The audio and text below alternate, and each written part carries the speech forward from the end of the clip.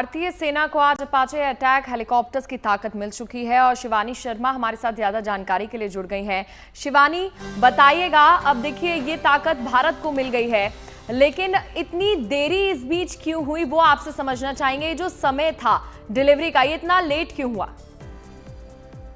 देखिए, आपको बता दूं कि अपाची हेलीकॉप्टर्स के लिए 2020 में एक कॉन्ट्रैक्ट साइन किया गया था और उसके बाद 2024 तक इन्हें भारत में आना था और इनकी जरूरत महसूस इसलिए की जा रही थी क्योंकि जो इनका स्क्वाड्रन है उसे जोधपुर में तैयार कर लिया गया था। वहां पर पायलट्स ट्रेन थे और पूरी तैयारी थी कि अपाची पिछले साल भारतीय सेना को मिलेंगे ताकि उनके जो तमाम ऑपरेशंस हैं, खासतौर पर पाकिस्तान सीमा के पास, उनमें ये मददगार साबित होंगे।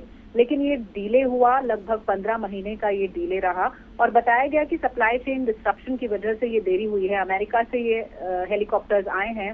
ये अटैक हेलीकॉप्टर्स 6 कुल भारतीय सेना को मिलने हैं, जिसमें से जो पहला बैच है 3 हेलीकॉप्टर्स का, ये आज भारत पहुंचा है। एक अमेरिकी ट्रांसपोर्ट एयरक्राफ्ट में इन्हें लाया गया और अब इनकी असेंबलिंग होगी, इंस्पेक्शन होगा और पूरी प्रक्रिया के बाद इन्हें जोधपुर, जहां इनका एयरबेस है, वहां ले जाया जाएगा और भारतीय सेना इनका इस्तेमाल कर सकेगी। जी शिवानी, एक और चीज, इनको फ्लाइंग तोप के रूप में भी जाना जा रहा है। ये बताइए कि देश की युद्धक क्षमता इसके बाद कितनी बढ़ जाएगी? देखिए, बिल्कुल जाहिर तौर पर जब भी कोई नया प्लेटफॉर्म, कोई नया हेलीकॉप्टर या कोई नया हथियार भारतीय सेना में शामिल होता है तो एक एडवांटेज मिलता है। एक अपने जितने भी हथियार हैं उनमें अगर एडिशन होता है तो जाहिर तौर पर आपकी जो ताकत है वो बढ़ती है। और ये जो अपाची हेलीकॉप्टर्स हैं, इन्हें काफी एडवांस माना जाता है।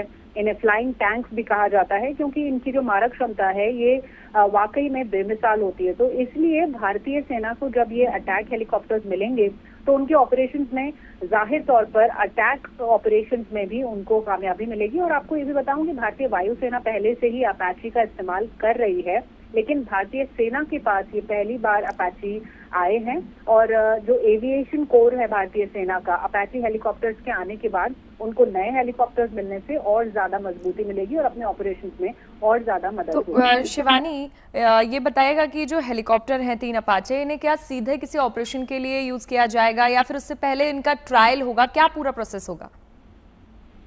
देखिए, मैं आपको बताऊं कि जब भी भारतीय सेना के कोई असेट्स होते हैं, सीमा के पास होते हैं, उनके कई ऑपरेशंस होते हैं।